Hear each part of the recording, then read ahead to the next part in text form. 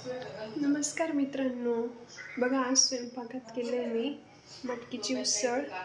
मला दाखवते. हे बघा अशी पातळ मटकीची उसळ बनवली आहे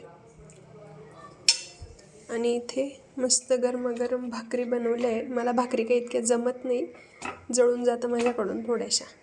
आणि आज बाजार होता म्हणून हे बघा कशी ताजी ताजी कोथिंबीर, मस्तपैकी मेथी आणली आहे. हे मेथीचे ना मित्रांनो मस्त गरमागरम पराठे करावेसे वाटत आहे. आता तेच करेल मी, मस्त पराठेच करेल आता. हे बघा किती छान ताजी मेथी आहे.